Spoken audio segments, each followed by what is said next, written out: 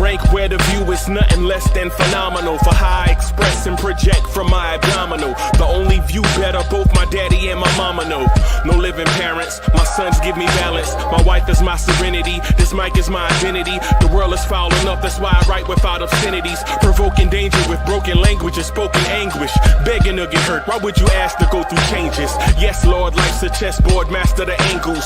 Control the tempo, be the one who holds the info. Acknowledge is just as deadly as machete swings. When spoken, the truth is as potent as that Medellin. While others swear the style is free, I just let it ring. Our time is undervalued, soldiers make us better kings. My fans on my shoulder, reaching after better things. Today I take the shot, for them I'd rather set the screen. My mama told me follow my dreams. My daddy told me get it by any means. Stand tall, make him bow to a king. But I've evolved, you can see the resolve. Look in my eyes when you speaking to God.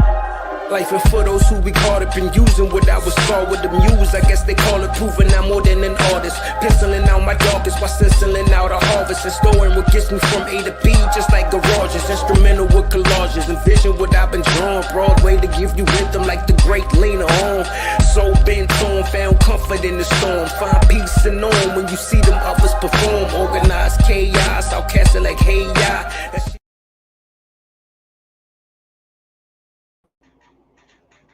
Yo, party people in the place to be, what's good? It's your number one Chief Rock and Knicks University main man, Uncle Freezy, and welcome to the premier Knicks and the Nighttime show, the Knicks at Night podcast. I am your number one Chief Rocker, the final stage boss, Uncle Freezy.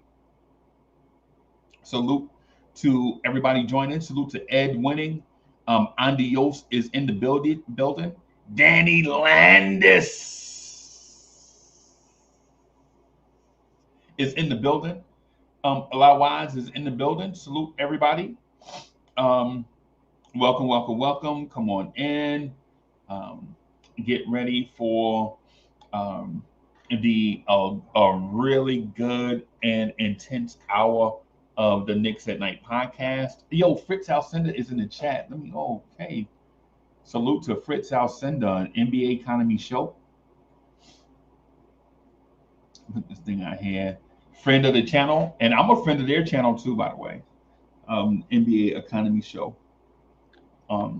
Salute to Fritz and everyone. I kind of want to get started by talking about the Knicks coaching search a little bit, but I really don't.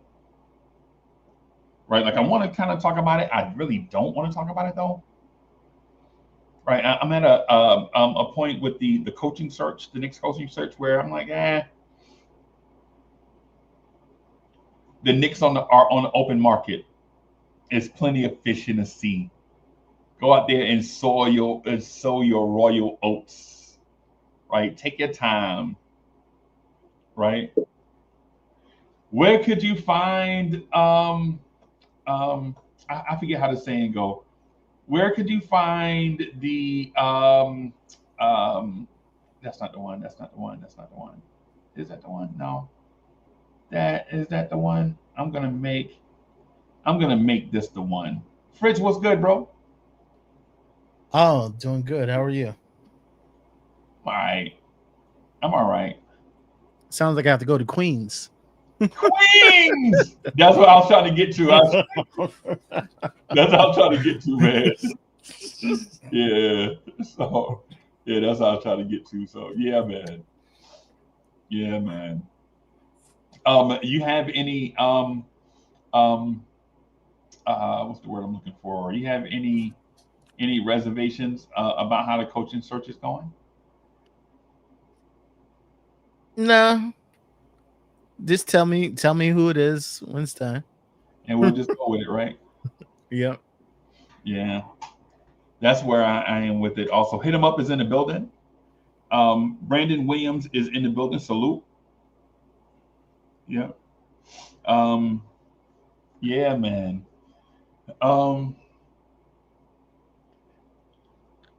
Whatever guy they settle on, I'm sure they've done their due diligence and research, right? I'm sure they've done their due diligence and research. whoever they settle on, whether it's they pay the hefty price for Jason Kidd, whether they pay the hefty price for whoever it is that's around the league. Clearly, Ime Udoka is off the board because he just signed a huge extension, right? Whoever it is, Mike Brown, whoever the sneaky candidate is, I'm okay with it, man. Just bring them in here. Let's get this party started, right? Okay. Yeah, man. Ivory 10 is in the building. Salute, Ivory 10. Real quick, Fritz, before I get too in-depth into the conversation, man, I want to thank everyone that's continuing to help the channel grow. I think we're finally flipping the right switches around here, like in order to reach a grander audience. And for the most part, the people that see us, I think they like us. And so, trying to get to a broader audience, and the channel appears to be healthy and growing. And want to thank everyone for helping us get to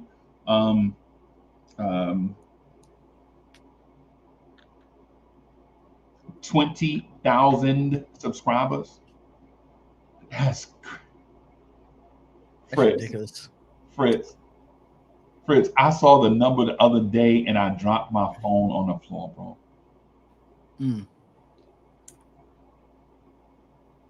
20,000 people like me. Or like I know. Crazy, you famous. Hey man.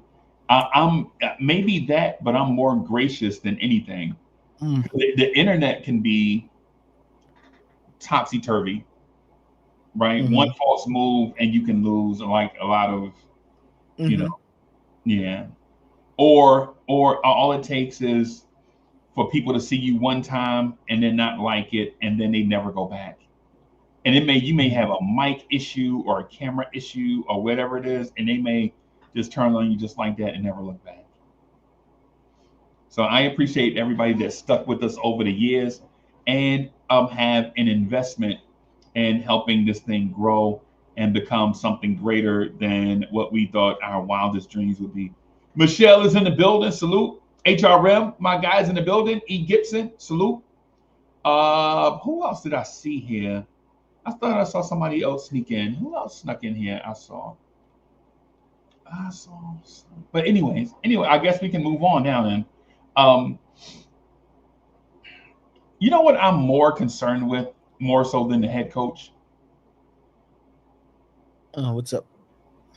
The coaching staff, the assistants.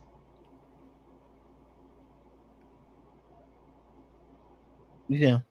Todd Barbie in the building. Salute. I'm really interested in the coaching staff. Hey, Todd Barbie, just to make you laugh, I test drove an Escalade yesterday. Wow. Was it one of those IQs? No. There's like an IQ version. No, it was not. Cash, what's good, bro? What's good? Salute to everyone. Yeah, nah, it was definitely not that, man. It definitely wasn't that. It was an older version. I think it may have been like a 2020. So I test drove one. Yeah, man. So, but it's still nice. Oh, beautiful. Fritz. Come with a driver. Fritz, I don't know if you know this or not, but in a fridge. Was it a mini fridge for your champagne? Yep. I don't know if y'all know this. And Cash, I don't know if you know this or not, but I'm a very large human being. Right. Oh, I am too, man. Very, very big. 6'5", 3. I don't want to. No, I'm okay. I'm be honest, man. I'm 6'4" at about 287. Dang, you are huge. Man. And I'm old too. Golly. I bet you be putting a Timmy on people, bro. Hey, I got another one for you. My sons are taller than me. My youngest son is 6'5". My oldest is 6'6", Wow. and they're Crazy. both in the same weight range. My Wow. youngest son is in the military, U.S. Army, Oh, captain. Captain. oh. Yep. So there you go. Yeah, I breed them huge. we can tell. We can tell. Right. Um. So on the Escalade front, I tried it. I don't know if I like it. I'll just move on. And on the terms of the Knicks, um, the coaching staff is very important to me. Very. Andio says, "Pause, bro. Relax." So, hey, I don't know though, and this is where this is going to be a rocking y'all shoe, and it's not done intentionally, right? This is not done intentionally. This is um, something that may be the opposite of intentional. Um, I don't know if I want Rick Brunson back,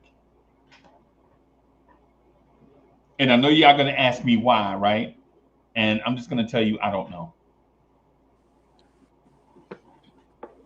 How do y'all feel about Rick Brunson coming back? No, it's a tricky situation. Is it? You know, the Knicks entered into a tricky situation. They didn't need to start. You know what I mean? Yeah. It's always tough when you have family. It's always tough. What? Are you going to quote the Notorious B.I.G.?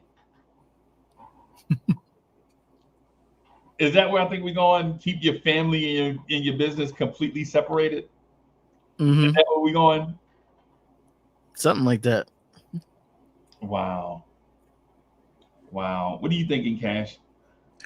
Uh, it's tough, but the bottom line is you have to keep your objectives and purpose first.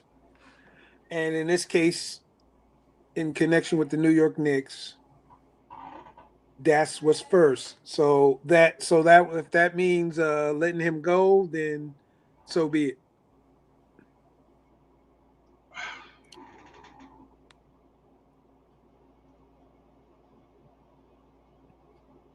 My thing is, I would prefer for my lead assistant to be more like Johnny Bryant. Johnny Bryant has me as a Knicks fan spoiled, right? Legitimately, I'd like the lead assistant to be a future head coaching candidate, a tactical genius, so to speak, and have the ear of the head coach in a subordinate way. And I know that's a lot, but I'm not doing the hiring. This is my wish list, right? You feel me? Like, I legitimately feel like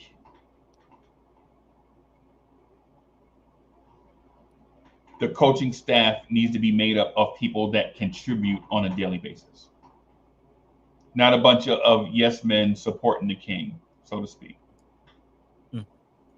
Am I wrong for thinking the previous coaching staffs have been supporting the king? Maybe I'm wrong. That's just my perspective. Mm-hmm.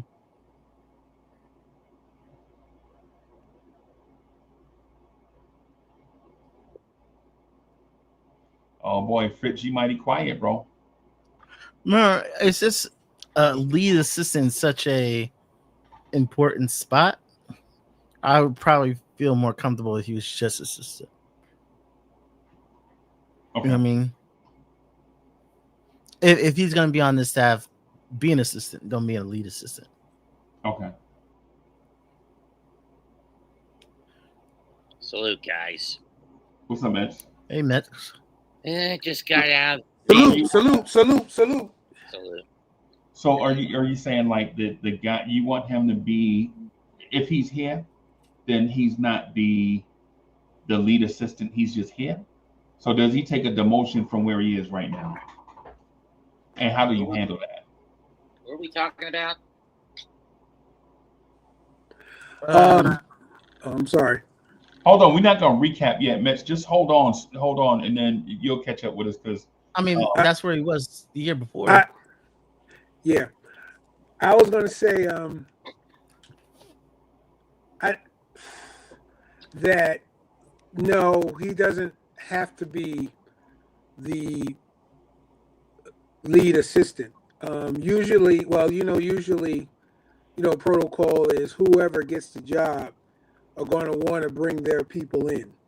right. But also management may ask them, well, we want to keep such and such on the staff, whoever that may be. But it'll be at your discretion or whatever, however you want to use him or whatever. Hey, catch your microphone breaking up, bro. I'm sorry. Because remember when Thibodeau was hired, Johnny Bryant was made that associate head coach, and that wasn't Tibbs' decision. That was Leon's decision. That was the front office's decision. So Tibbs had to abide by that and then put together his staff accordingly around that. So this may be a similar situation where whoever the coach is, if the front office decides they wanted to keep Rick Brunson, they could make a move like that. I mean, we really don't know. We're going to have to wait and see. But you're absolutely right that I know that our primary focus is on the coach. But understand, too, that coaching staff is going to be just as important. But we have to see how it's going to play out. Okay. But we can't let, I just will say this in conclusion, we can't let family or personal feelings get in the way. Hey, Cash, do me a favor. Yes. Exit out and then come back because you still have still have mic problems. Okay. Yeah, you still got a thing. And once you're ready, we'll be all right. All right. I'll put Cash down.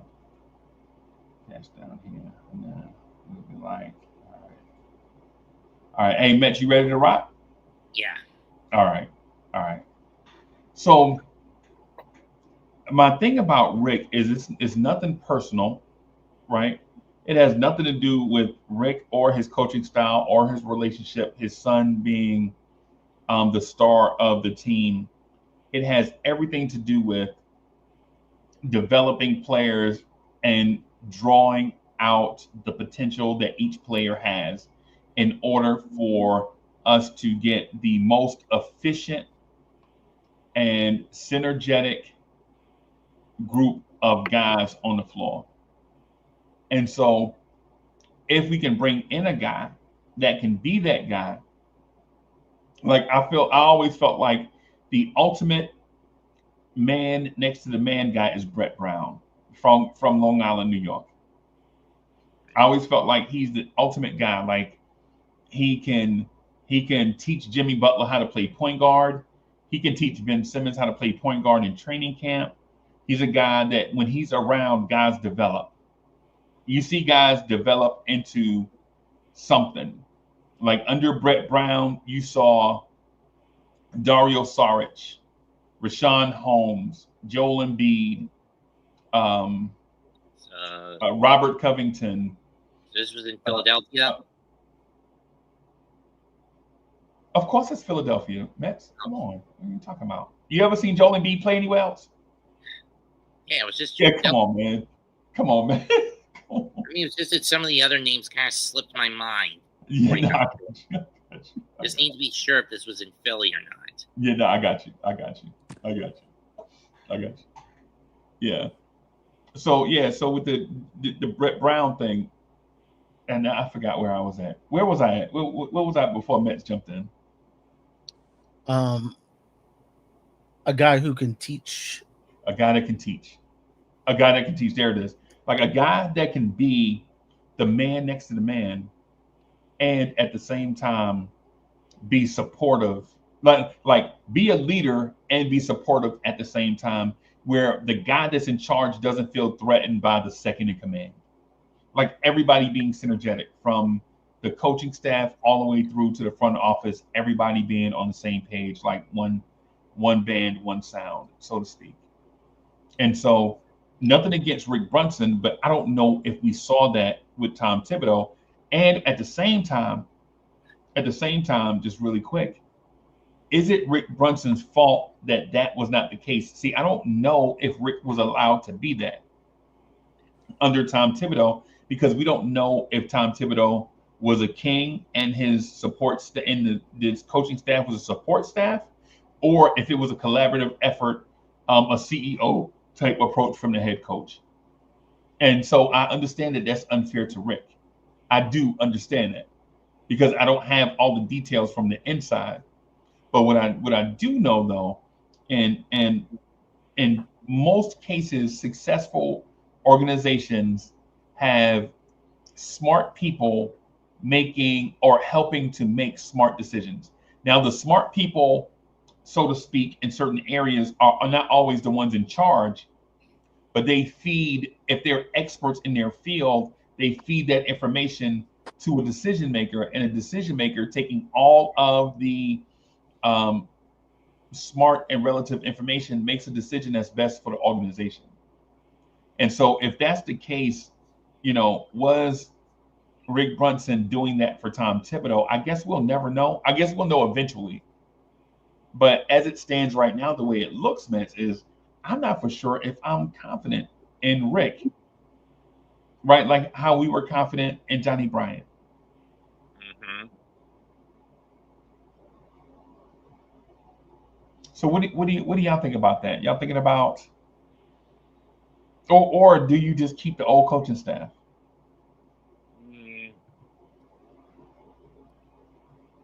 Need a foundation for whoever.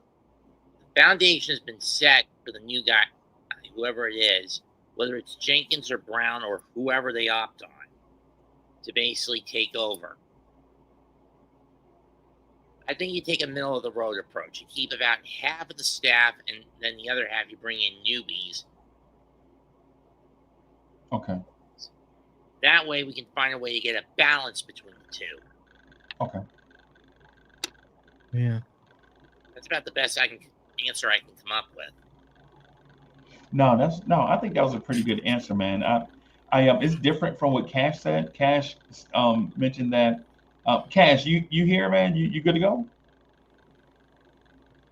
Nope. Okay. So, Cash mentioned that you just clean house and start all over with a new head coach and a new coaching staff. And you mentioned maybe keeping certain guys and letting other guys go for the sake of keeping chemistry with the players that you already have and bringing in fresh blood and new ideas at the same time. And I can respect that, right? Because if you go all fresh, new blood, fresh ideas, now you have to develop chemistry. Whereas if you keep certain guys and then bring in fresh blood, then you have to develop chemistry some, and then new ideas and new blood and fresh ideas. I think there's a thing there. What are you thinking, Fritz? Yeah, you got to keep some. I think there were some key people on the bench, like Dice. They would always. So I'm pretty sure there's some favorites on the bench they would like to keep. Really? I'm pretty sure there's some favorites. You like Dice. You like Dice in this conversation. I mean, not personally, but I'm saying in reference and context to this conversation, you think Dice is a keeper. The way the organization treated him, yeah, like he was key. Like you could tell he was key. we don't know what he did. We knew he had a laptop, Right. but it seemed like he was key to the organization. Mm. So it may be not everybody. We know Tibbs was kind of the head, but there may be some key analytics people that they just probably just want to keep. On the you think there's an analytics guy on the coaching staff or an analytics department? Like in the coaching staff, like I don't know who that person is. Who do you think that person is? Just if you had to speculate, guess. I had a list of like the management and like what their roles were. Right. I probably have to see it. But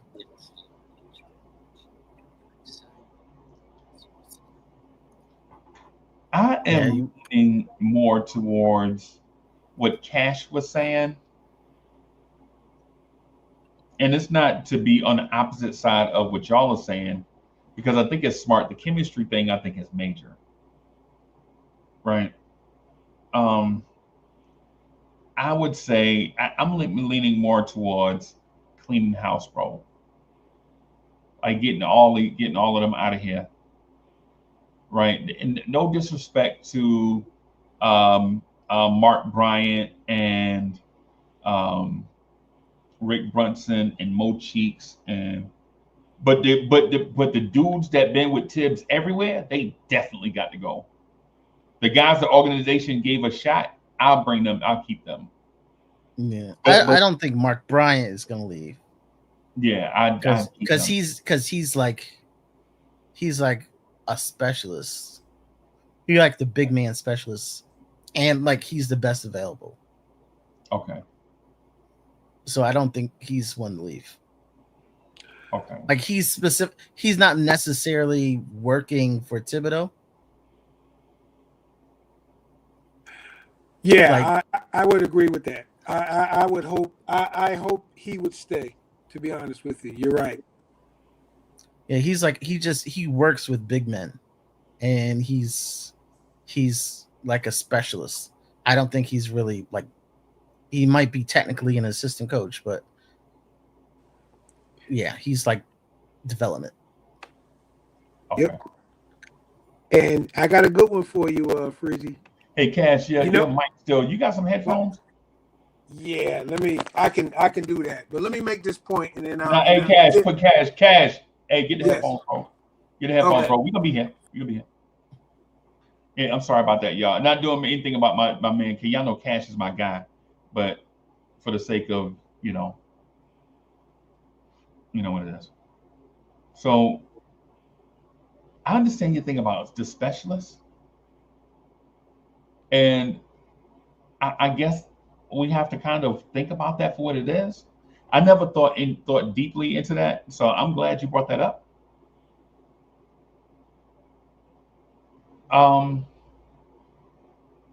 So I guess I we would keep specialists. How many specialists are there?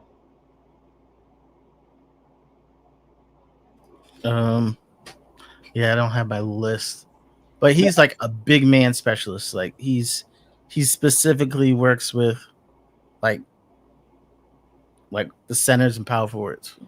Right, but then there would be other specialists, right? Like your pick and roll ball handling specialist, like Johnny Bryant was with Dennis Smith Jr. You remember that? Oh yeah. With Johnny Bryant and Emmanuel Quickly. Remember how Johnny Bryant used to talk about recognizing the defenders when you start to pick and roll, where they're coming from, their body positioning, and knowing where to attack, where to dribble, not picking up all those things. Johnny Bryant used to talk about that in the early years. We got less and less of that as Johnny Bryant's contract was coming to an end. But I don't know in particular, like what Dice does. All I saw was Dice coach the summer league team. That's okay, so the roles. So Dice. Let me see where he is.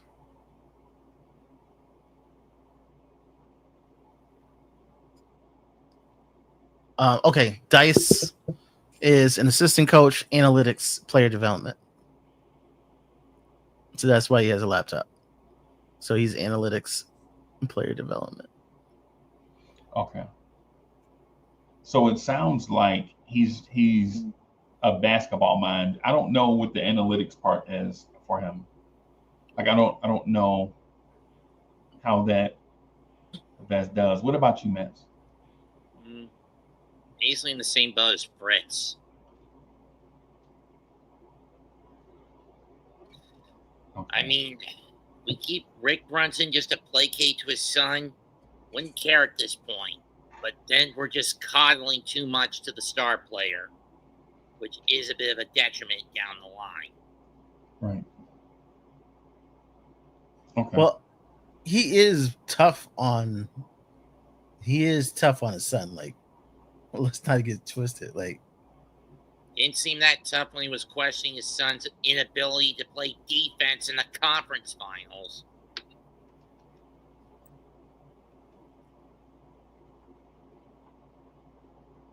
so Sorry, I had to bring that up.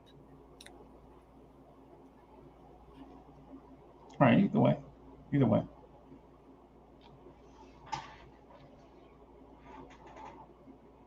I don't know what they were saying during that time. I don't know what they were saying. You know, like the back and forth. What I do know though. What I do know is that the players had player only meetings. And Fritz, would we be too forward by suggesting the reason why they had player only meetings is because they stopped listening to the coaching staff? Is that a reach? I think it's probably a reach because I think they just did those after like big losses or stretches, or stretches of losses.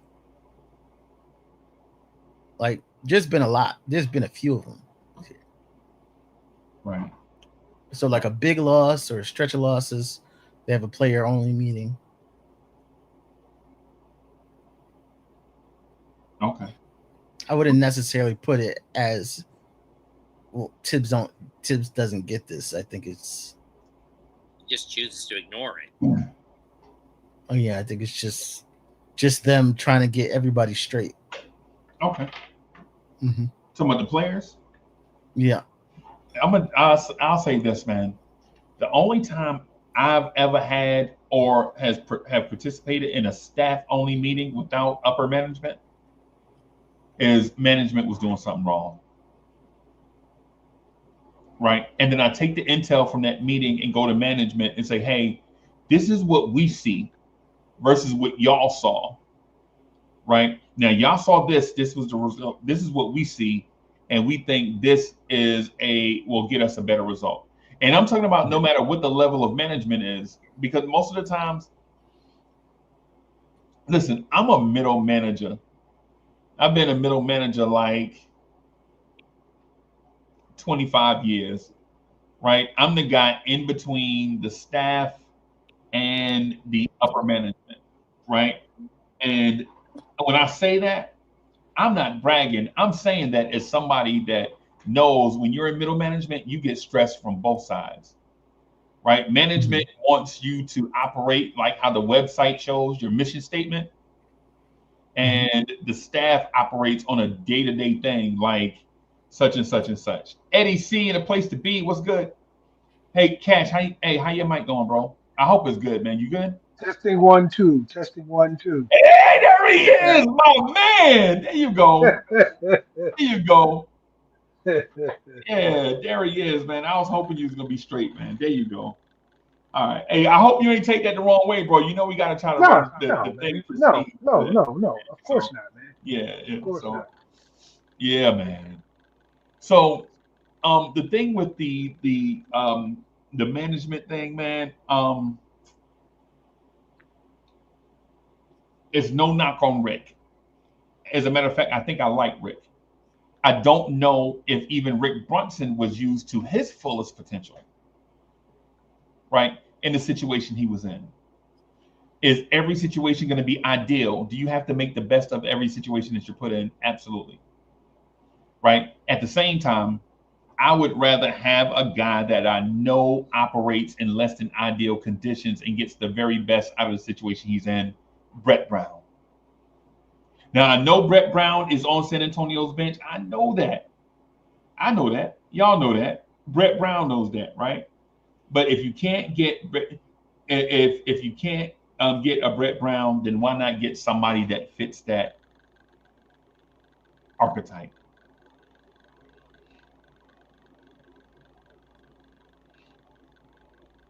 The basketball zombie is in the chat. Okay, okay. So what do you think about that, Cash? Am I reaching there? Really, at this point, I guess when you look at it, really, it's a lot of stuff that's on the table right now.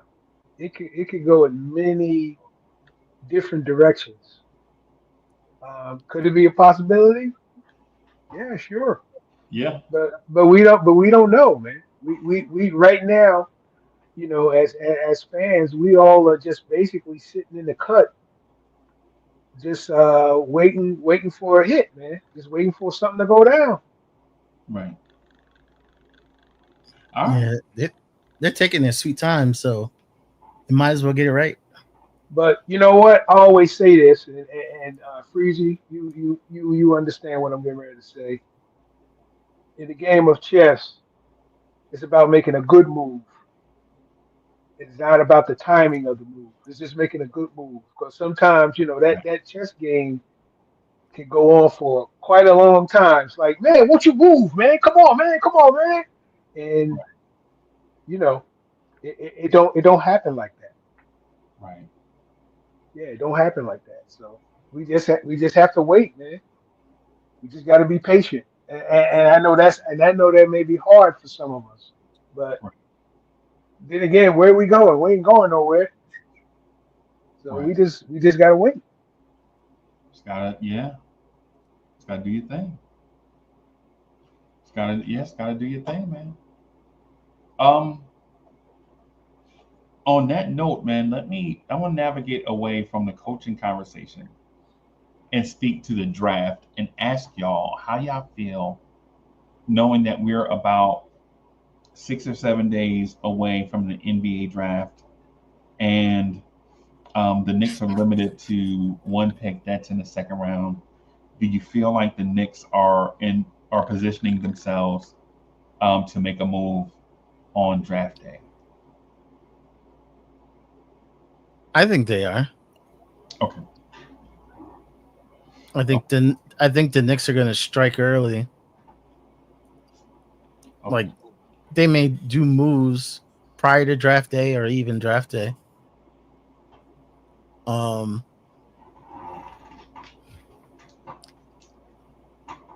yeah, I think I'm hoping they move up a little Okay.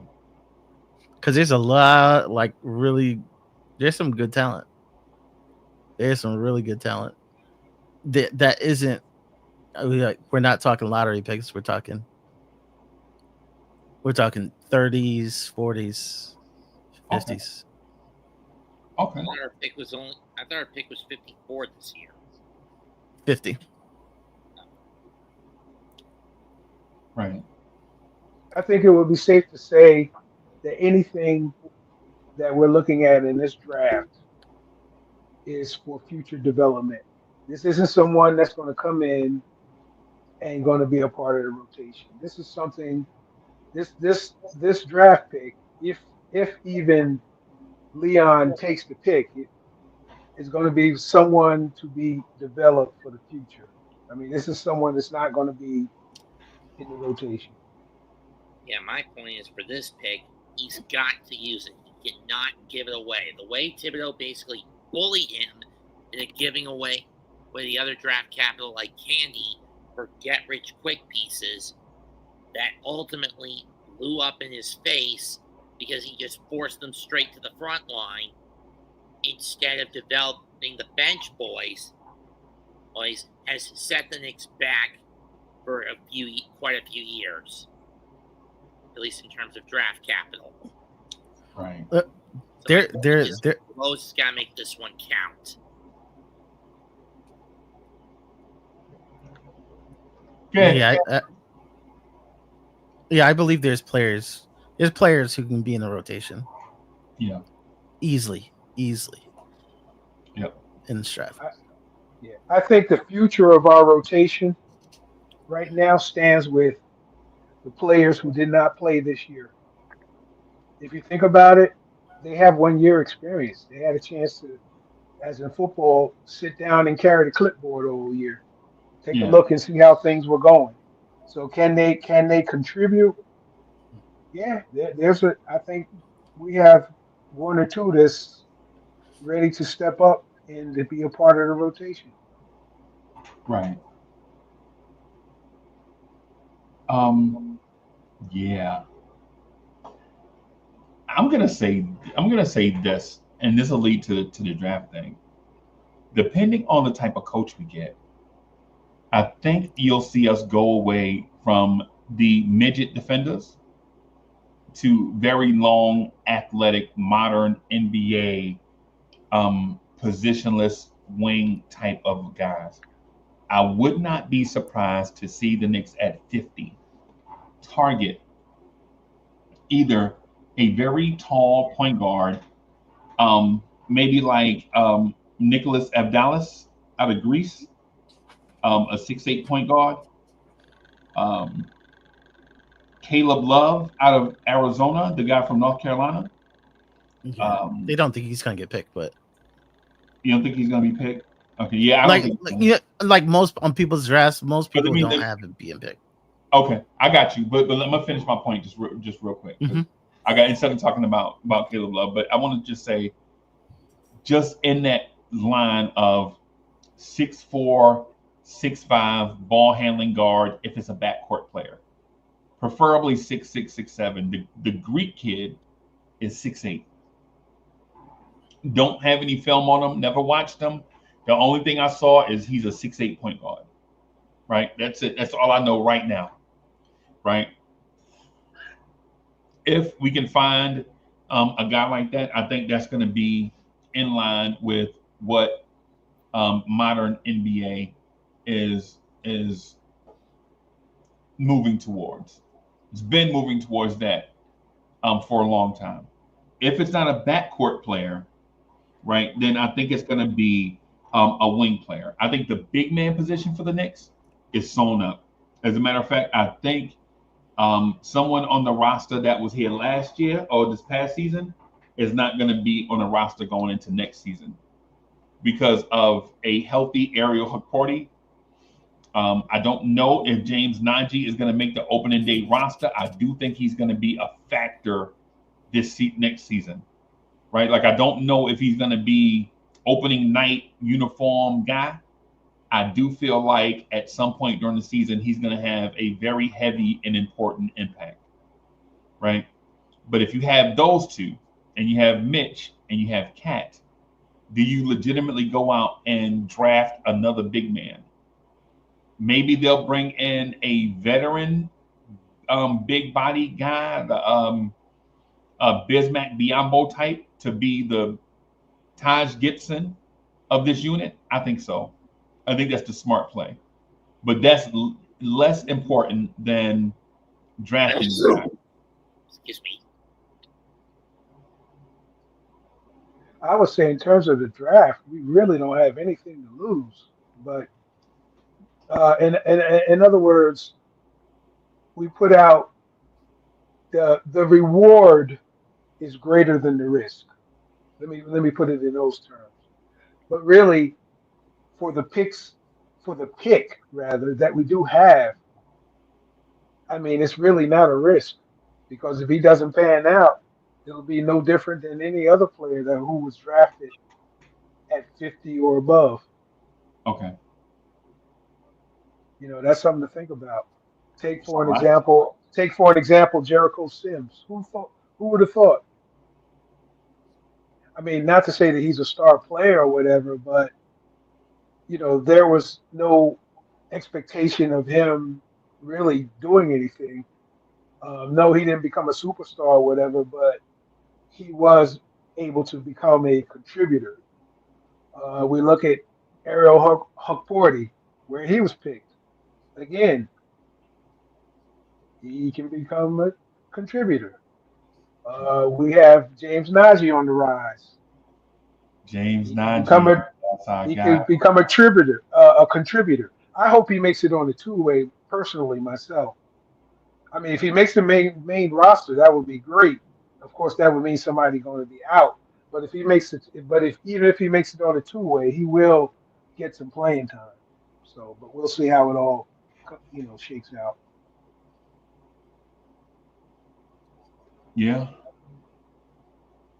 yeah, And one point I wanted to make before I had mic issues in regards to keeping Mark Bryant, he's the perfect guy to develop him. Right now, from what I've heard and what I've seen, he's working with Serge Ibaka on his game, in certain aspects.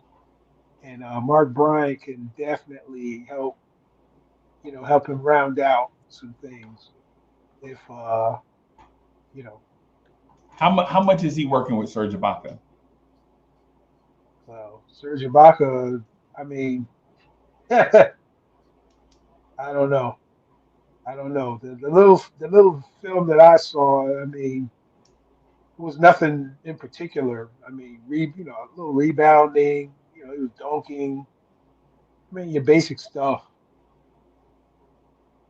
You know, I mean, does he have a go-to move? No. Or anything like that? But this is, for Najee, it's upside. Let me Yeah. just say this about Najee.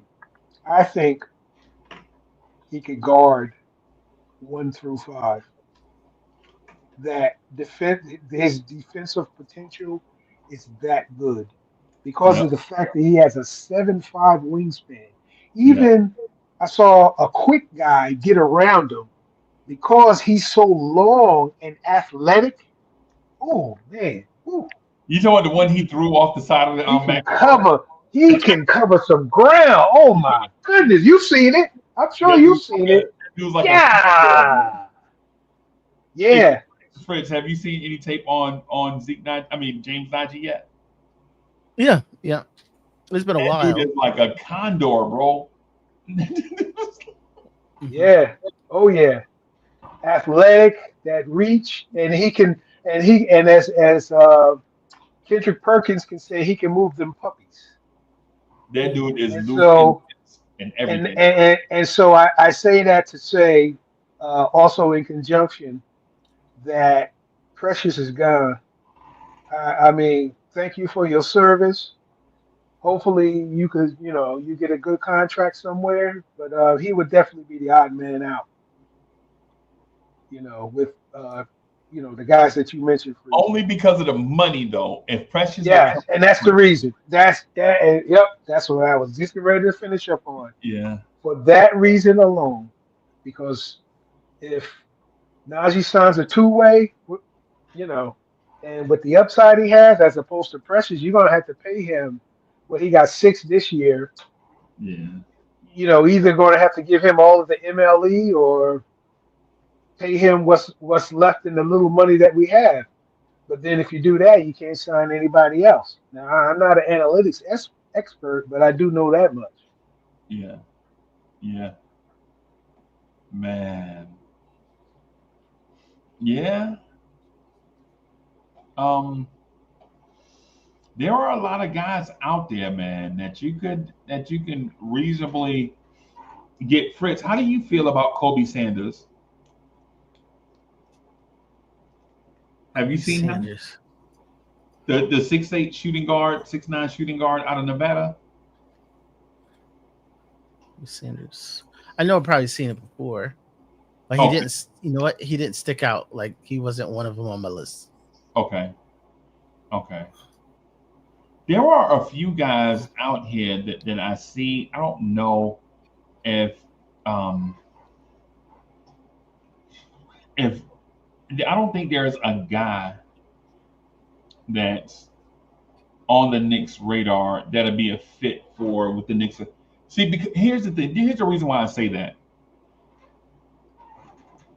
The Knicks have a very, very old group of second-year players, right? Kolek is older.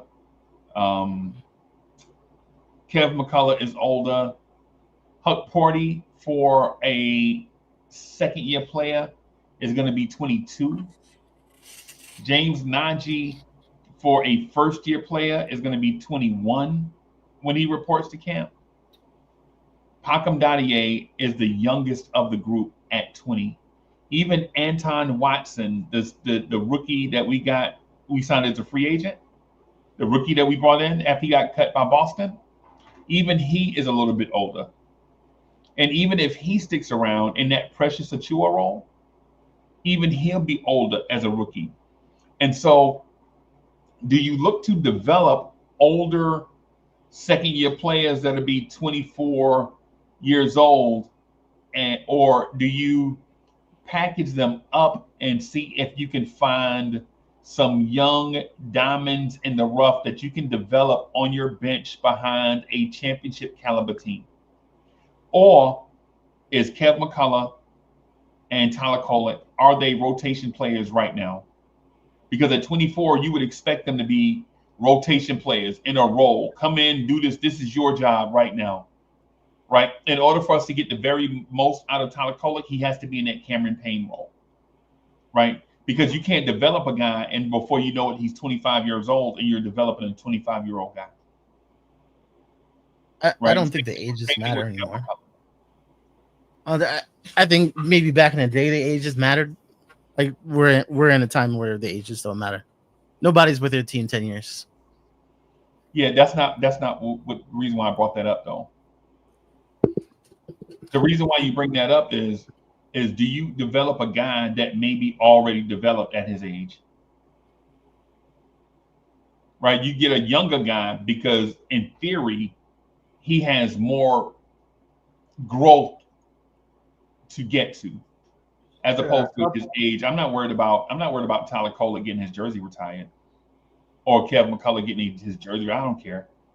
What we're talking about is how much potential is left in that body, or have they reached their potential?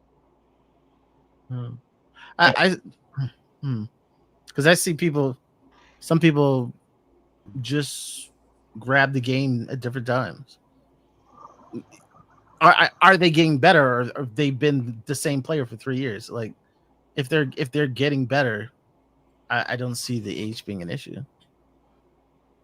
If they're progressing. It's interesting you say that, Freezy. I'm gonna put a player out there, and I think it's interesting. Aaron Naismith for the Pacers. When he came into the league, he was drafted by the Celtics. He was known as a three-point shooter. He wasn't known really as being a good defender. Look at him now since he's been in the league. For some players, it takes time for that development or that light bulb to go on. But part of the problem sometimes is that teams are not patient enough to wait on that player to blossom. And sometimes they do, and sometimes they don't. I'm sure it's a fine line, a fine margin. But Aaron Naismith was a one and done though. He played 1 year at Vanderbilt under Jerry Stackhouse, who was drafted 14 by the Celtics. Right. That's the point that I'm getting at. Like, if Aaron Naismith had played 5 years at Vanderbilt and then came in and then took some time, then I'd have a different issue, because then by then he'd be like 28 right now, right? And you're like, am I really gonna wait this long for a young guy to pop? Yeah. Right? In essence, either a guy has the potential there or room for growth, or he doesn't. Basically, if you play 4 years in college, 5 years in college because of the transfer rule or the COVID season, you should be ready to contribute on an NBA floor right away. If you already played 4 years, you should be able to contribute something even in small spurts.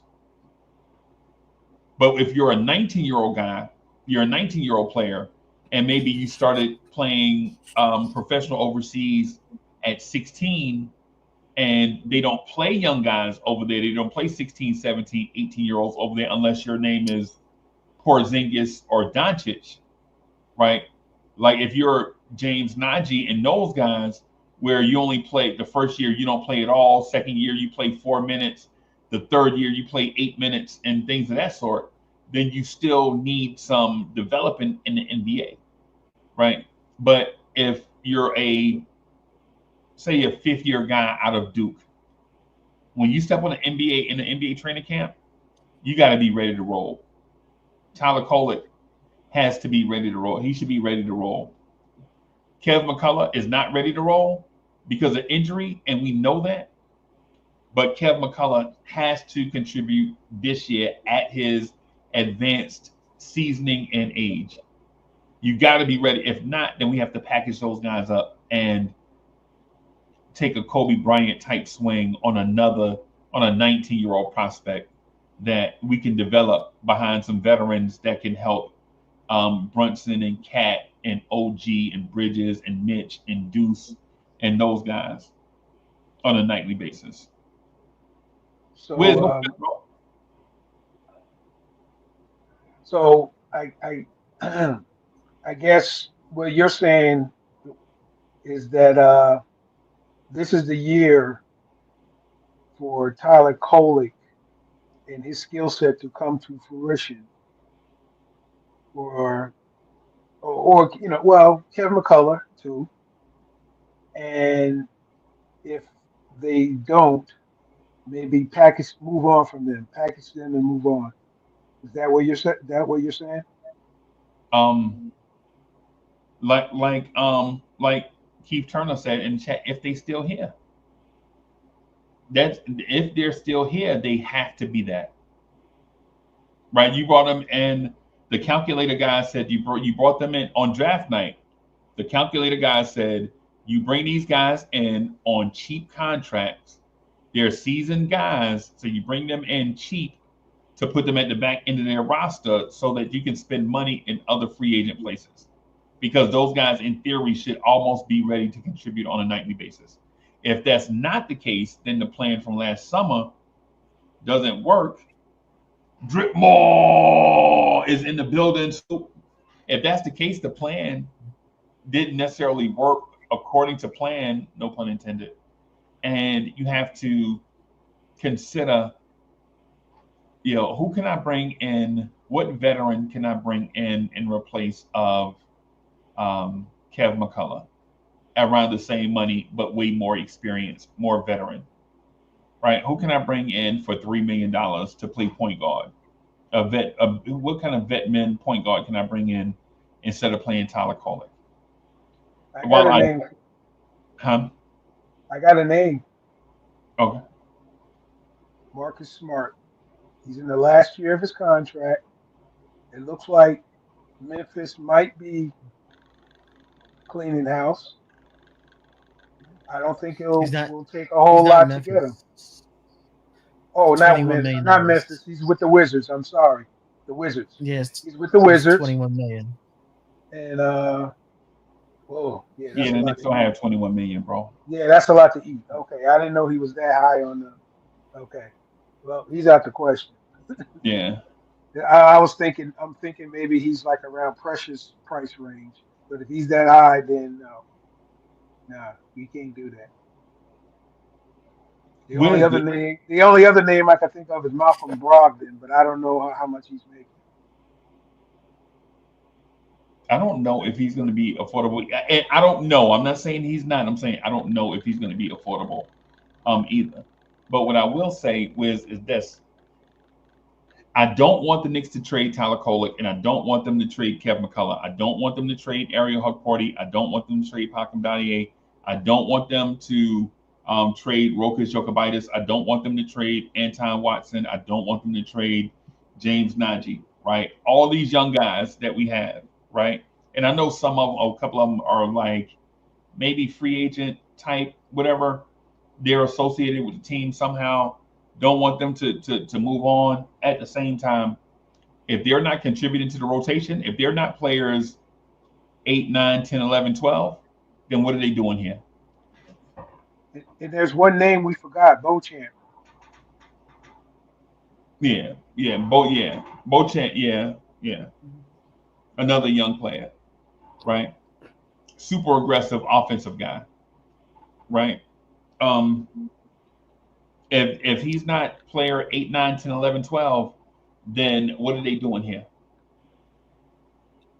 If they're still players 13, 14, 15, 16, 17, then, you know, if they still need 2 more years of seasoning, then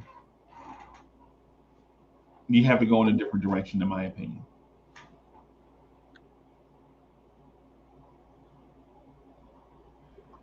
Salute, gentlemen. What up? What up? Um, on that same line, everyone you mentioned right now, considering we're gonna let Cam go, right? We probably gonna let we probably can't afford Precious, and probably shouldn't unless he wants to do a really small deal. We could cut Tucker.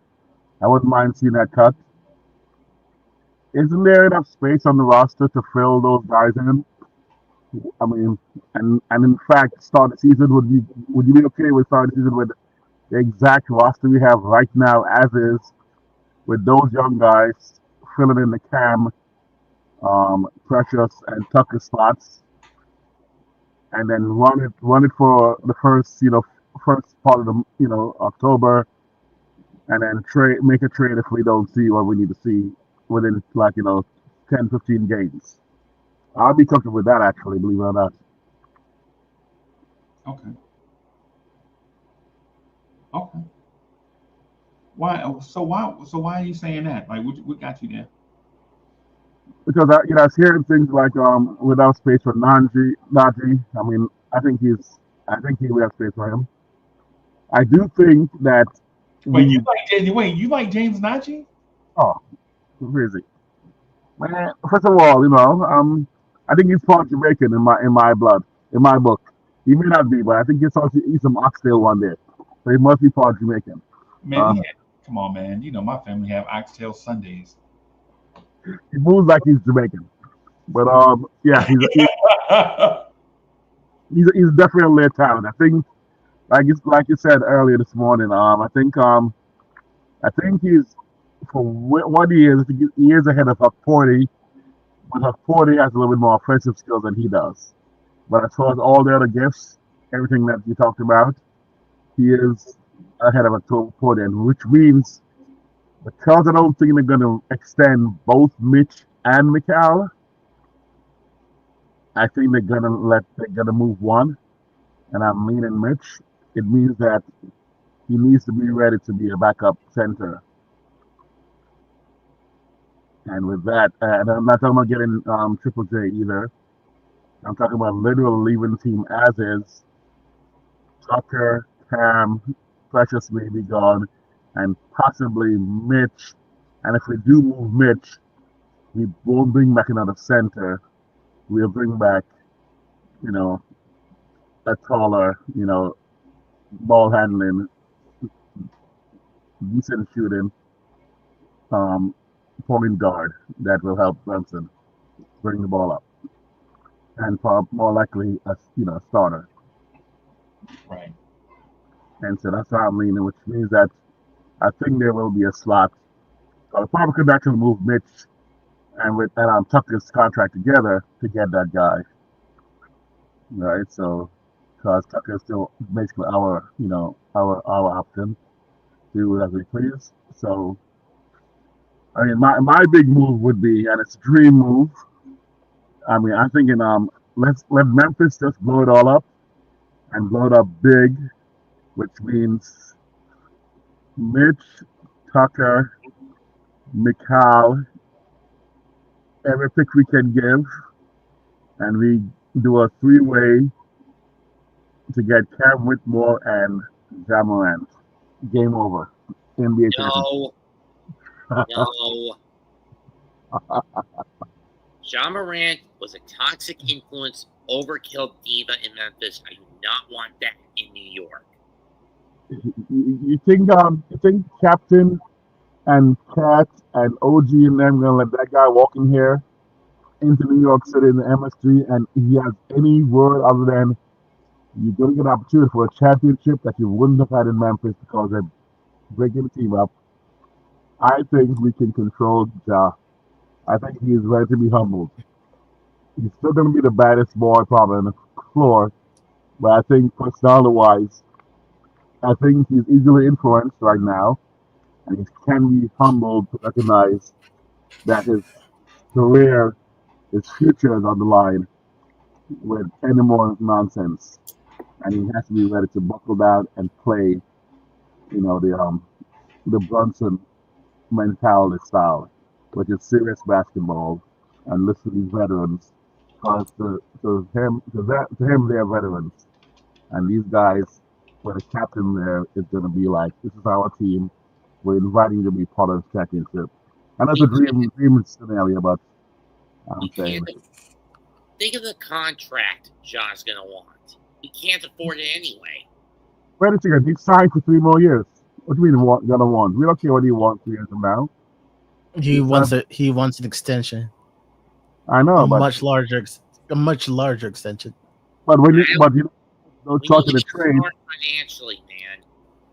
If he has no choice in the sign, his contract is set right now for 3 years. We can extend. Okay, so extend him for 2029 and beyond. I don't care. Give him 400 million after that. But I'm not looking at 2029. I'm looking at the next 3 years, 26, 27, 28. That's where I care about. If he wants more money after that, by then Cat's gonna be probably ready to go anyway. Hart's gonna be gone. We're just gonna have OG, Brunson and Ja, each making 60 mil a year, and then we find other pieces. But I'm not looking at 2030, guys. I'm looking at 26, 27, 28. Right now, his contract is set for us to take advantage. And by the way, this is a dream scenario, right? So let's not even look at details because this is a ridiculous wish list on my part. But I'm just see if there's any breakup, that's a possibility. But get that Cat, get VCAT Whitmore. Sorry, we break up our Villanova boy, Mikal. We're bringing back Cam, not a Villanova boy. And we can have a starting 5 that is competitive with anybody in the league. And then our bench, the way it is as right now with those young cats, if that year pans out, I think he will. Porty and Nanji pans out, like I think they will do for their roles. Deuce takes the next step up, which I think he will without Tibbs here, because I think Tibbs did restrict him a little bit, and also impacted even Brunson's game. I think we have the makings of a championship team that no one can compete against, because we will be deep and we will be talented all the way to the 10th man. By the way, I want my boy, who's the point guard who just played? Please. I mean, I wouldn't mind Cameron back. So yeah, like I said, the only guys I want to let go is Cam, Precious. I mean, I don't want to, but I'm gonna say we're going to Cam, Precious, and Tucker, and everybody else who did anything at all in this playoff stays and take the next step up. Okay. And I wouldn't mind keeping Mikal and forget about the the Ja drill dream. Let's just keep Mikal, and then the challenge is getting somebody next to, getting one of those young guys to step into the role on the starting 5. Okay. Yeah. That's a lot of tinkering with a team that already that seems to be a coaching strategist away from an NBA title. So. Like I said, forget about the Ja dream. The only move we do is release Tucker, Cam, and Precious, and bring all the guys that you just mentioned into the fray and play and run it back. Find one cat. Just a side note on the Memphis Grizzlies. One of the reasons why they traded Desmond Bane was because, remember, he got a supermax. Mm-hmm. John Morant got a supermax. and they're paying a lot of money to Jaron Jackson Jr. So And Cash, they didn't get love super to maxes. They got rookie max extensions. well Yeah, we rookie can. max extensions. All Yeah. right, thanks for correcting me. But still, when you run those numbers along with Jaron Jackson Jr., that's Hmm. taking up most of their cap, and so they can't really bring in anybody else except minimal players. So really, I know that move with Bain is surprising, but for Memphis, they look at it as a salary dump. Now the question in connection with them is who are they really going to build around? Jaron Jackson Jr. or John Morant? So, but that's their situation. I'm worried Right. about our situation right now. But that's just a side note in regards to them. Right. That's all I'm saying. I mean, I'm just saying that's my dream scenario, but forget the dream. Reality check is we keep what we got right now and see what we have with those young guys. I think both champs going to contribute. I think McCullough's going to be a bad boy. I think Maxananji and Hakport are going to battle it out for whether we'll have a center starter or not, or the feet, you know, kind of center, you know, bring up one of those young guys into the starting lineup for the first 10 games, see what they do. Because I mean, people always underestimate. I mean, yes, our rookies technically are still rookies because they didn't get played at all last year, so they're still rookies. But I want to see a true rookie, at those spots get some run right now. And I think McCallum the two, OG at the three, and let's see what well, maybe not. Maybe OG stays four, but Beauchamp and Dadier get run into that mix right in there. And then let's see how we can play the bench, man. Because I think we have a deep enough bench with all those young guys. Personally, I don't think Tyler Kolek is going to be in a rotation this year. I think he's going to be ready though to fill in for injuries and occasionally a spot run, situational, 10th man, 11th man kind of run. Um, but McCullough and Beauchamp and Dadier, Akpori and Nanzi can all find playing time in some way, shape, or form to see what we got, play with different lineups, and this next coach got to be creative, flexible. I mean, get me some offensive schemes. I mean, let's of course maintain a strong D, and we can make it work, man. I think that's the easy part But that you just mentioned. I think that's the easy part, right? The filling in the roster part is I think easy. I think, and the reason why I say that, and I say that confidently, because I don't want to kick respectfully. I don't want to kick in Tom Thibodeau's back because he's gone. Right? Tom Thibodeau is gone. I don't want to kick his back in. But I'm a fan, so I'm gonna kick his back in. Fuck it. I mean, what? So I think Tom Thibodeau's defense was outdated. Right? I think Tom Thibodeau's defense was outdated. I think the way he subbed in that defense was outdated. Right? I think the way he built the roster to sub into an outdated defense is outdated. Right? How do you know Cat is a bad pick and roll defender and have Josh Hart be your low man? You justify it by saying, well, Josh Hart can't guard bigs, but he grabs a lot of rebounds for his size. That's stupid. Wiz, you know that? You know why that's stupid? In order for Josh Hart to get rebounds, somebody has to be shooting the ball. You would rather have them shoot and miss so Josh Hart can grab a rebound as opposed to stifling the defender and forcing them into bad shots. mm-hmm. That's dumb. You already know Jalen Brunson is going to play a low block role where he can help protect the paint and scramble out to the corners, right? I already know this. This is Tibbs' defense, right? You're going to have Bridges up top, OG right behind, Cat right behind adjacent, maybe off to his 8 o'clock or his 4 o'clock, depending on what play they run. They're going to run a pick and roll to bring Cat up. That means OG is generally drop back zoned up somewhere, right? Generally drop back and go zoned up somewhere. And now you're like, when they pull Cat away, now you have Jalen Brunson and Josh Hart at the rim looking goofy in the face because somebody dunked. That's on Tom Thibodeau.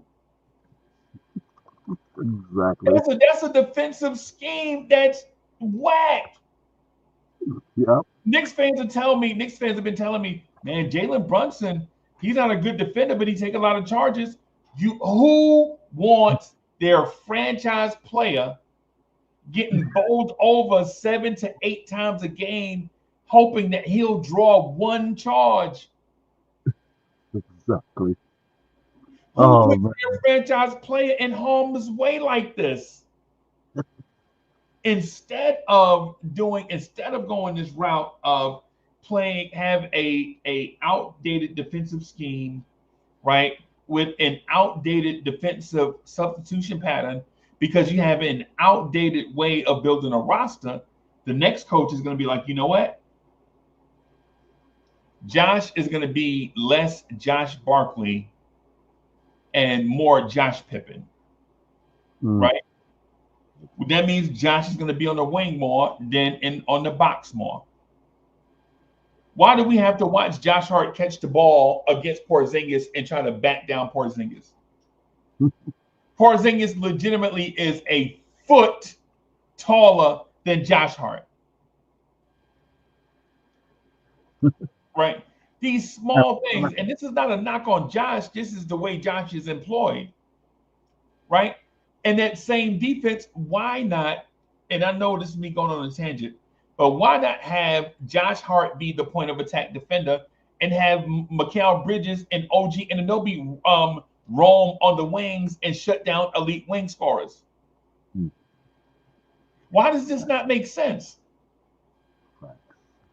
Like instead of having your two shortest guys on either box scrambling to the corner and being the tag man, make Josh Hart your point of attack defender and let Mikal Bridges defend in a more customary way to his archetype and his resume. And to add to that, these things don't make sense. Whereas you feel me? Like the way the roster is constructed, I think we're thinking in a post Tom Thibodeau fan way. Like we're thinking in a post Tom Thibodeau fallout way instead of thinking in a pre new coach way, if that makes sense. Absolutely. I mean, and again, I'm gonna do like you do. The people you love, I love Mitch. I love Mitch. Mitch is the best offensive rebounding player in the league. However, I would like to reduce the number of offensive rebounds Mitch gets. So you know how I want to do that?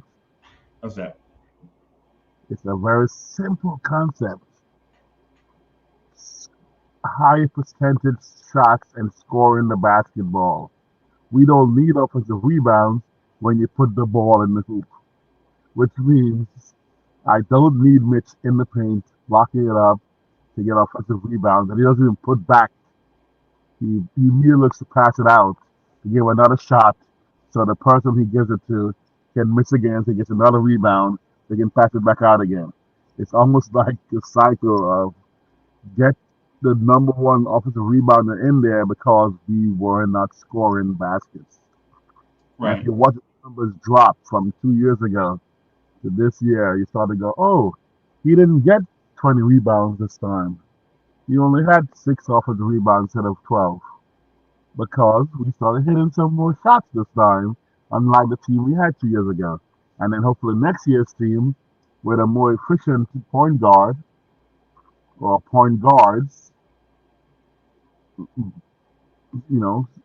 we will have less misses, which will generate less need for offensive rebounds, which makes us less need for a dominant offensive rebounding player and a more complete team that has a center that will hit foul shots and perhaps have a little baby hook, and perhaps a little 10-foot, 15-foot, little shot that can be left unguarded. I got So from what I have a fix for that. Go ahead, Cash. from what I'm understanding from you two brethren, it's like Tom Thibodeau used the knight like he was using the knight piece on the board, but using it as a rook, and then using a bishop like a pawn. So in resetting the chessboard, whoever the new coach is, that may be putting our You can't use personnel as currently. your knights. You can't use your knights to cut the board in half for one. Yeah, well, you see where I'm going with this. Right. He's not using the pieces the way they're supposed to work. Right. But when you do, then that's when you get your symmetry, your chemistry, your cohesion, and you get checkmate. In theory, what he was doing when everybody else was playing checkers, Tibbs was playing chess, but he said he was saying play checkers faster and harder, and nobody will know the difference. That's not so. Everybody's playing chess, Tibbs is playing checkers, but if you play it faster and harder, then nobody can tell the difference. That's not so. Right, that's not so. Just because you can play 4D checkers all you want, is still not chess. Right. Yep. And he was trying to use pawns to capture rooks because he said, "Oh, I can catch." So he had that pawn Josh Hart back there, and a rook is sliding up, and he goes, "Let me try to catch him right here before he gets all the way to the back line and pin my bishop." And now my king sits there going, "Oh, dang, you're coming after me." I mean, he was not allowing the pieces to move because I mean, Bishop, OG and McBride, McBride and McCall and McBride, those are bishops and rooks. Those guys can slide all the way across the board, left, right, front, back. Seven spaces from where they are, right? Exactly. But he was trying to move them 2 spaces at a time. Okay, just say, and just kept him in a limited box. Oh man, jeez. I kept on watching his defense and his offense, and literally, like you see, the guys ran down. Like the craziest observation when he kept on mentioning it was, we said we saw the set blocks at midcourt and getting Brunson trapped in the corner with the midcourt line sideline next to defenders. Then he's going to try to pass over these taller guards. Yeah. And you're, dude, oh man, that was so frustrating to watch. And the thing is, and I know there is a Tom Thibodeau residue on the fan base. This is what happens in transition, right? In transition, when you move from one leadership style to another, or from one leader to another, you have the remnants of the past leader before you get the new leader installed, and then you slowly remove the residue from the past leader to the current leader. Wiz, you know this. You've been in these settings before, right? You've been in boardrooms and settings and in these type of situations. You know what I mean, right? Yeah. It's kind of like, and I'm not getting political here, but it's kind of like how the government transitioned from Joe Biden to Donald Trump. You had one type of leader with one guy, and then you have a new guy come in. He's the new leader, and the system, the organization, has to transition from one guy to another. So there's some Joe Biden residue on, and the new guy is coming in trying to establish himself, which is actually the old guy. So it's kind of like a weird thing. So you understand what I mean by the way we think about stuff is based on what we've seen the most recent. We don't have new data and information to go by. All we can go by is what we've seen the most recent, right? But with all of that said, in my opinion, I think the roster is a pretty good roster. I don't know if there are needed changes based on the new coach. Right now, if the old coach had been here, I would say that we probably need to make changes to adjust to the way that he wants to work and operate to get the most out of his system. But that system is gone. And based on what we saw tonight from Indiana and from Oklahoma City, you have to have some long rangey dual threat defenders and offensive players in order to get to the NBA championship. And you have to ask yourself, once the starters leave the floor, on your bench, do you have long rangey defenders and athletic offensive scorers?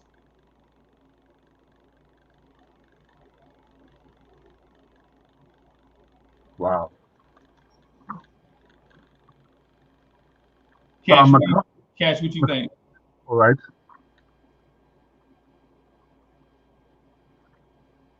McCullough 6'4", right? 6'4", 6'5".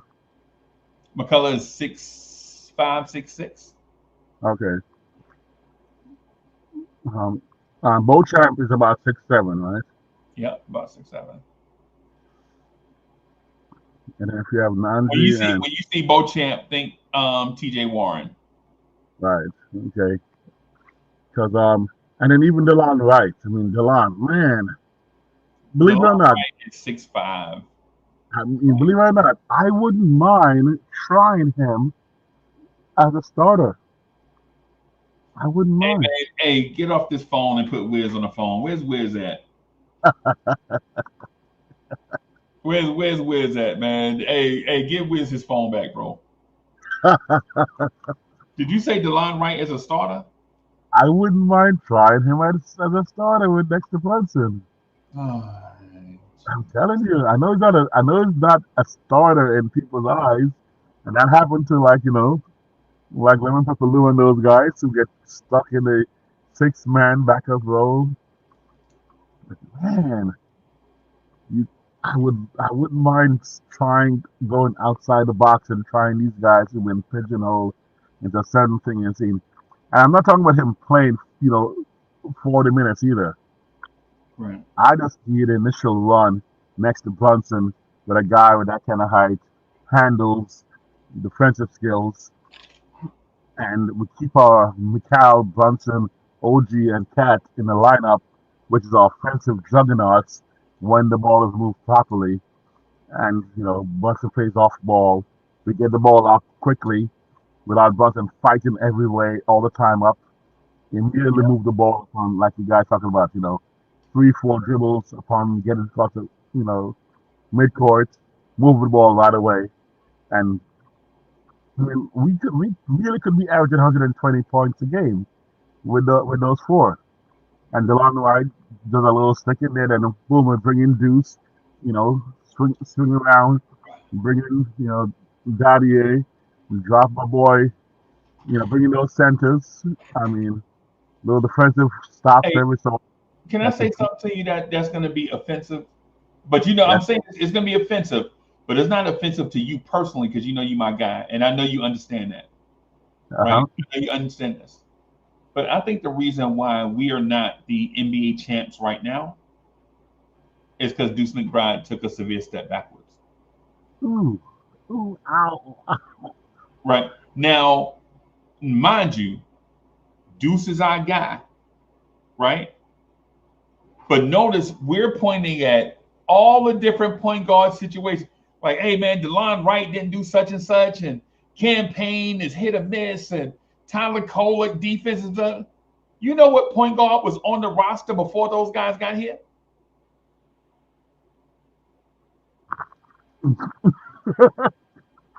If we're gonna tell the truth, right? We're gonna tell. Are we? Wiz, you want me to lie to you? You want me to lie to you, or you want me to tell you the truth? He's not a point guard. Hey, bro, at 6'1", he's got to be. No, Brunson, he should be playing off ball, like Brunson can be. He can't play. He's not a scoring machine. I think he can be. I think because of how he was used. Nah, man. And That man took a career high in shots and had a career low in field goal percentage. I know. I'm trying to I find. put his numbers on the screen if you want to see them. I know. I've been watching Deuce's game for a long time, man. Every moment I've broken it down and just look at it. And I think Deuce. I mean, I'm not gonna again, like I said, give guys back in, but I think Brunson was misused. I think Deuce was misused. I think Grimes was misused. I think Obi was misused. Yep. I think Cat is misused. I think McCall is misused. I think OG is misused or underutilized on the offensive side. I really think OG can average 30 points a game, believe it or not. Crazy as it sounds. I'm gonna put his numbers up here just for everybody to so that people won't think I'm picking on Deuce McBride because I'm not. I'm gonna mess with my boy, man. These are Deuce McBride's numbers, Mm-hmm. right? A career high 25 minutes a game. He took 8.5 shots a game. He shot 40.6% from the floor this year. Oh, right? He took a career high 5 threes a game this year. He shot 37% from three. He shot 81% from the free throw line. He averaged 3 assists. His blocks, he had a 0.3 blocks. He averaged a steal a game in 25 minutes. Right? The difference between this year and last year is last year he shot 45% from the floor. Right? He shot 41% from three last year. He shot 86% from the free throw line last year and averaged 8 points a game, right? And on 5 more shots a game, he only averaged 1 more point.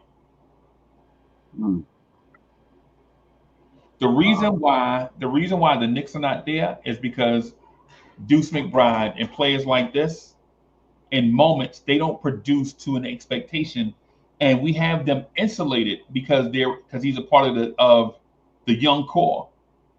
Remember when we used to say young core all the time? Right. Deuce McBride is a remnant of that, right? When Jalen Brunson, think about when Jalen Brunson went out due to injury, right? That was the time when Deuce McBride should have taken off because he got full autonomy to be a starting guard, but he didn't. Now, mind you, when Jalen Brunson comes back, Deuce would go back to his regular role, but at the same time, Deuce would have the experience with carrying the load during stretches of the game. That way, when Brunson comes back and is not out due to injury, but out due to substitution, Deuce McBride steps in right there because of the experience he gained by being a starter. But we can't have these step backs from guys that we heavily invest in, like Deuce McBride. And that is why so far, I don't know if I even mentioned his name as I was going through his roster positions. I mentioned Sham, Wright, all the rookies. Young,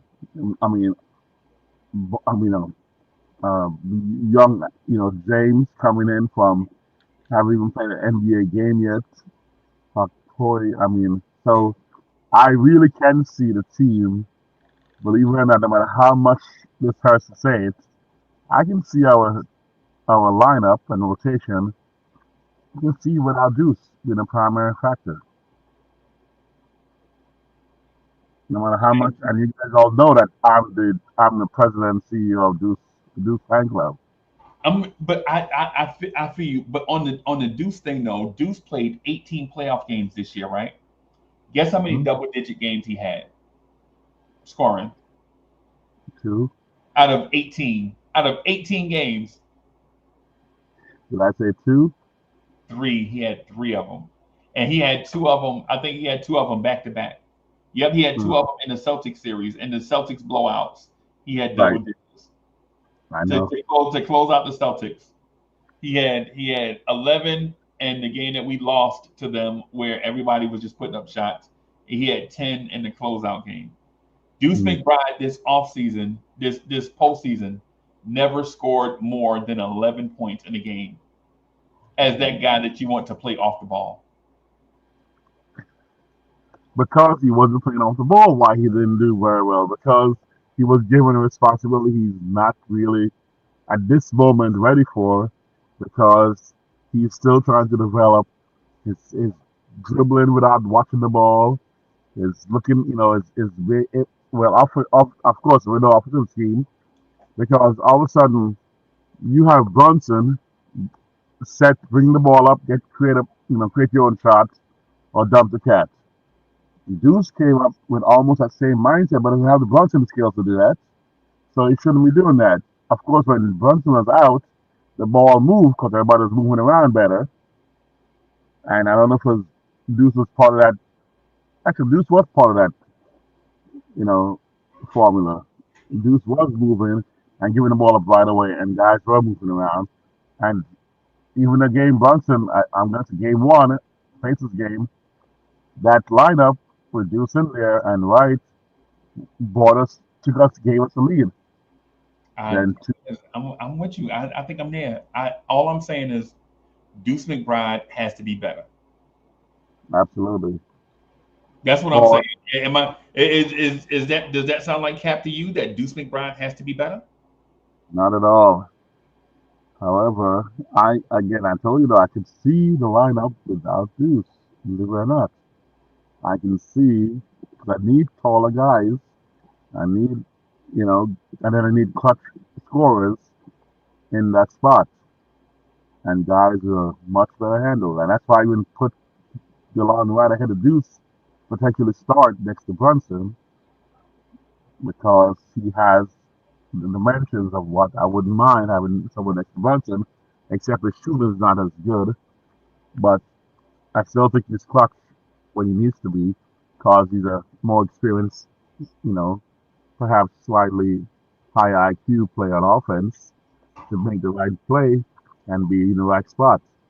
I mean, the cut to the basket to get layups, he made, he was not Cam. Cam was just looking to, like Coach always say, was popping that 3-point when he gets any opportunity, where Wright was looking to create opportunities for everybody.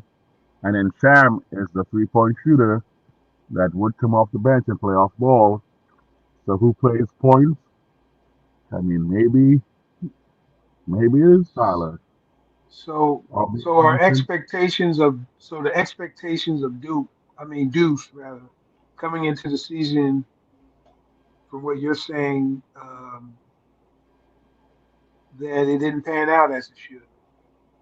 Coming off the season that he had at the end of last year, that the expectation was him for Deuce was to play defense like he always does, but also shoot the rock. And he didn't come through when it came to shooting the rock. Correct. Freezy, can you pull up the first 20 games or so before his knee contusion that was exacerbated when he had a knee contusion? And the only solution for knee contusion is rest. But then he had a back-to-back games where he played the most minutes of the season in 2 back-to-back games with an injury that required rest. The games before that, he was playing. The Deuce thing is mashing me up, bro. I'm legit. I'm mashed up, bro. I know you don't understand what mashed up, because I know you corporate and you speak the Queen's English and all that. But for us in this hood life, mashed up means, bro, we exhausted, bro. We tired. The Deuce thing, bro, it's got to be some. It's got to be some. Deuce has to step up. But Deuce's injury was exacerbated, and then after that, the injury, he didn't quite come back after that. I'm not trying to give excuses, but the first 20 games, Deuce was doing Deuce, and all of a sudden he took up, had to take 5-6 games off to try to recover from a knee contusion that got again exacerbated by back-to-back 25-minute games and then back-to-back, Tuesday, Wednesday night game scenario. And he comes and he has to take off after that to finally go. Like, Tim's a sadistic, man. Come on, Tim's a sadistic. He was pushing that kid, but knowing the guy was injured, and he still played him back-to-back 25-minute games in a back-to-back night. I mean, it was just ridiculous to me. And from then, he was never required to ride after that. His shot never quite came back. And I wouldn't doubt my cats. Are you saying that Deuce played too many minutes? Are you saying that Deuce needs a reduced role? No, I said after a knee contusion, he played too many back-to-back game. I mean, back-to-back game, too many minutes in those games. Playing at all with a knee contusion, he should not have played. Had he not had the knee contusion, or had he got a chance to recover from it before he played again, and he could have recovered earlier. I think it affected his whole, game mentality, because the knee is. I mean, every part is delicate, but man, when you have a knee injury and you're trying to limp back, that's why I'm telling you, Cat's game was off because of that. I mean, Cat's injury is throwing his game off. Brunson wasn't completely healthy this year either, and he was, doing the best. Obviously, he's a superstar, so he's doing better than Deuce was. Plus, he has the experience. So I'm just saying that I think a healthy, fully healthy Deuce McBride is back to doing, I'm saying 50, 40 to 90. That's what fully healthy Deuce McBride is. And he was doing that for a while in the first 20 games. He was a 50, 40, 90 guy. Actually, I think it was even probably close to 60, 40, 42, 90 in the first 10, 20 games of the season. And I was going off going, this is crazy. Deuce going to be doing a 42. I feel you. I'm going to say this, though. I feel you. I'm giving Deuce McBride to the trade deadline. If Deuce McBride is not 45% from the floor, 40% from three in elite defense, he gone. I'm actually on board. I'm going to regret it like I'm regretting Obi right now, putting up 20 points tonight to save the Pacers. I may regret it like that, but I'm not. Again, as a big Deuce fan, I mean, I'm telling you, remember that game I was at the Clippers game, I was behind the bench right there, that time of FaceTime you, and I got in second row seats in the Clippers game at Staples or Crypto.com, and the Deuce was right there, and I'm like, oh man, you can do this. And somehow, from that point on, maybe, I just knew that guy was going to blossom, and I still think he will. But I agree. The trade deadline, he does not put up those numbers fully healthy. I am not opposed to pulling that trigger, making that move. See, the thing is,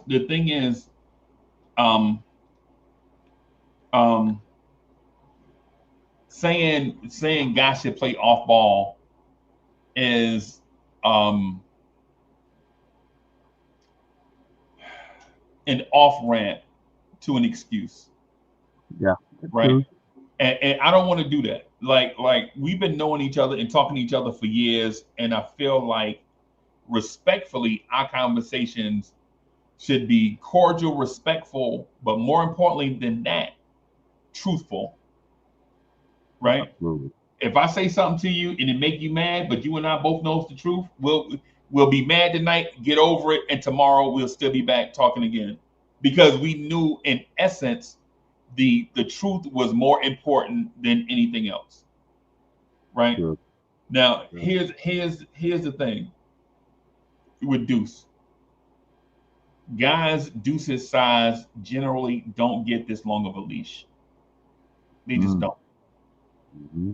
And Deuce has got 4 years of playoff contention on a team that generally turns over a roster as if it's whatever. the Knicks generally turn over their roster, and Deuce has not been a casualty, right? Here's the thing, though, Deuce. We like you a lot. But the thing we like more than Deuce McBride is a championship. And if you're not contributing to that, then you're contributing to something else. And we have to move it. Right. Now here's my one argument against pushback about that. When you say 4 years, and the first 2 years he played a total of less than, let's say, I think maybe 200 minutes. That's I'm just random off the top of my head statement, because we had a point guard, the best point guard on the team. His name was Alec Burke, that blocked IQ from starting and do some backup point guard role for that first year with Kemba Walker on half a leg, taking up that first half, where Deuce really would be in his third season right now as far as playing experience. I said last October that combined. Wait, hold on. Hold on. No, that don't count. And the reason why it doesn't count is because Deuce McBride was a 21-year-old rookie. You only use those redshirt years if Deuce was drafted as a 19-year-old. But as a 3-year player at West Virginia University and a 2-year starter, you don't get 2 redshirt years in the league if you played for Bob Huggins, right? This dude took the same path as Javon Carter. You remember Javon Carter? Yep. Deuce is on that same path. Same athletic guy, played quarterback, point guard for West Virginia, hard-nosed, do these certain things. And that's the reason why guys like Javon Carter, Davion Mitchell, and Deuce McBride appeal to coaches like Tom Thibodeau. Super disciplined guys, not going to turn the ball over, intent to not make dumb mistakes. Now, everybody's going to turn the ball over, right? I mean, you never know, but very careful with the ball. All that Deuce is going to do that. But Deuce will be 25 this year, bro. You don't get these many chances, right? You just don't. Man, RJ Barrett was traded, and he was drafted number 3. Quickly was traded, and he was a first-round pick. Obi Toppin was a top 10 pick. He got traded. Kevin Knox, Frank Ntilikina, all them guys traded. Jericho Sims, a second-round traded. Deuce McBride has got a lot of chances. And I'm not giving him it's show and prove time. Right? I'm not saying I'm going to be hard on Deuce. I'm not. What I'm saying is that Deuce McBride had, in my opinion, the worst year of his professional career, even though the stats may not show it as that.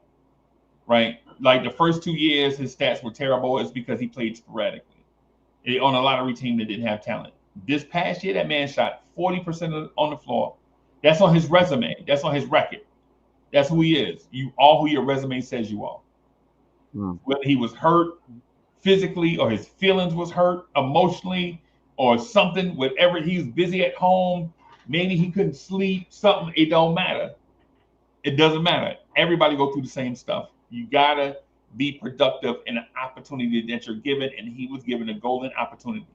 This year, if the Knicks go out and sign Buddy Hield to be their bucket off the bench, and that means less time for Deuce, that's just going to show you, man. I agree. The time for Deuce is. I should just let you know one thing. Yesterday, maybe 2 days ago, Deuce had his first child. Man, yeah. Yeah, I seen that. And he also wrote a book. Who, the Deuce? past Yeah, 8 months, a children's book. Yeah. 8 months, he's been probably stressing out about trying to feed his kid with only $2 million a year. Yeah, man. Yeah, like my boy. I'm not saying he's not a humanitarian. I'm saying we're having this conversation right now And if Deuce McBride had the year that Deuce McBride should have had, we might be talking about what happened, what's going to happen Game 7, Knicks and OKC. Oh man. Oh man. Man, that's hard to put on one guy, Freezy. Yeah, it is, right? It is. But think about this. Think about what I'm doing right now, right? It feels like I'm putting my thumb on Deuce McBride's back, right? But then when you look at how many thumbs are on Jalen Brunson's back,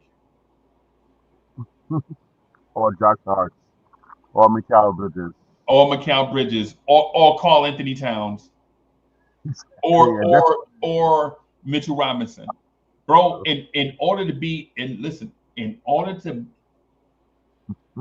people, hey, y'all have done this before.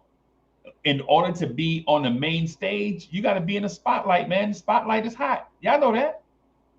You can't want to be on stage and then don't want to be in front of the crowd. Nah, man, it's what it is. This is what it is. If you feel like I'm putting pressure on Deuce McBride, imagine all the pressure that Jalen Brunson is feeling.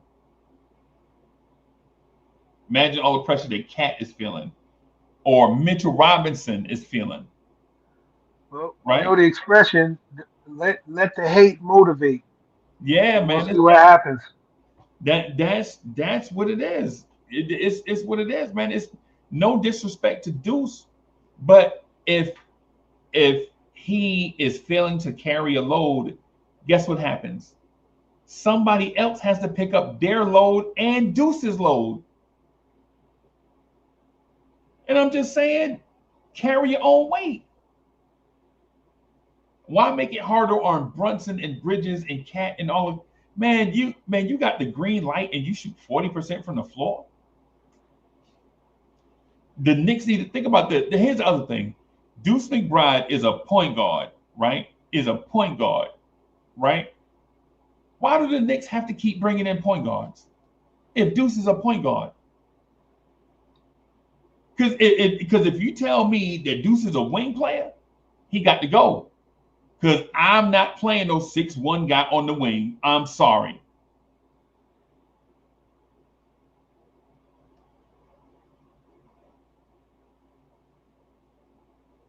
I'm sorry.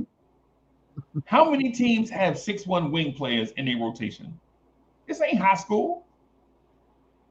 This ain't middle school. Deuce has got to carry his own weight at point guard, bro.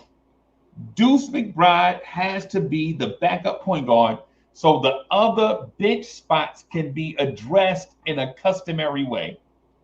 Because when you have a non-customary option, that means you have to do a non-customary option to fix for the non-customary option you have in place.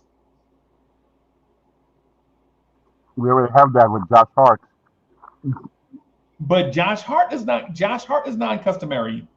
Josh Hart is a 6'4" power forward. Don't say that out loud. Hey, Cash, I'm gonna ask Cash Cash, you ever notice like how your man is like Cash got friends, right? A bunch of friends. Cash, I have a friend that likes to dress to impress, but sometimes he goes a little bit out there. Right? Mm-hmm. This dude we went to a function. I ain't gonna say what type of function, but okay, so I went to an Illuminati function, right? And so my friend shows up and he's got on light tangerine pants. Like, you know, that real light orange color, you know what I'm talking about? Oh boy, okay. Now, I'm not saying Cash dresses like this. I'm just saying this is my example, right? And so he comes out there and he's got on the ugliest shoes that you have ever seen, right? Like, bro, what kind of shoe? You out here looking like Grimace. You out here looking like Captain Kangaroo in them shoes, bro, in them pants. And he's like, bro, I couldn't find anything to match these pants, man. It's the best I could do. I'm like, hey, dog, why'd you have to wear those pants then? Yeah. Why can't you just dress like a grown-up? Yeah, and hopefully he wasn't carrying no baby oil. But anyway. Yeah, right now. See, all right, pause. Relax, bro. Relax. So, but you feel me? Like when you have non-conventional options, like if you have a short wing player, that means you have to have an extra tall point guard. Now you got to go. Now you got to go overpay for Lonzo Ball. In order for Deuce to be the best version of himself, now you got to go out and get a Lonzo Ball type player, right? When if Deuce could just play point guard, you could just fix your roster traditionally.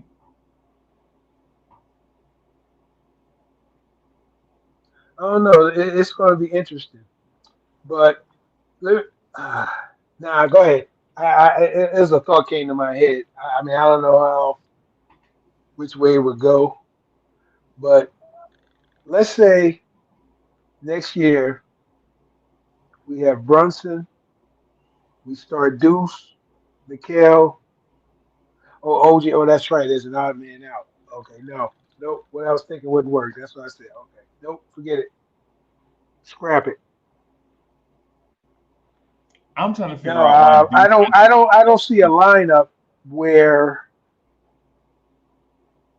Deuce is the backup point guard. And if he is, you're right. Either he has to have a taller point guard, as you mentioned, Freezy, or someone who is a playmaker. It could be a wing. It could be a wing, but the wing has to be a playmaker and be able to handle the ball. And that would take some of the pressure off of Deuce, solely being concentrated on the point. That's the only way it can work. It's just my thought. But I agree with you. Either one or two of those scenarios, for Deuce, because if Deuce is pressured and they come after him, either his handle ain't tight. And see, his handle's not tight. And this is the issue. They're gonna get him. And then he really doesn't have a floater game. What made Quickly good? Quickly did have a decent handle, and he had that float game, man, and that changed everything. It's huge. And then Quickly was a little bigger actually. Had them long arms. Remember, Quickly had like a 6'7", 6'8" wingspan. That made a hell of a difference. And then Quickly, can shoot, of course. Yeah. Hey y'all, I'm with Tori B, man. I gotta wrap up here, man, because I gotta be on the phones at 8:00. It's Friday. Yeah. So I gotta wheel and deal. Wiz, I got a wheel and deal, man. I wanted to say thank you to everybody for coming through, rocking with us, man. Hit that like button, subscribe to the channel. Right. For more content like that. Continue to help us grow, man. We're trying to get up there, be one of the big boys. Thank you everybody for all your comments in the comment section. Thank you, Cash. Thank you, Wiz. Thank you, Mets. Thank you, Fritz Alcindor. We're gonna get out of here. Peace, everybody. All right, man. Peace out.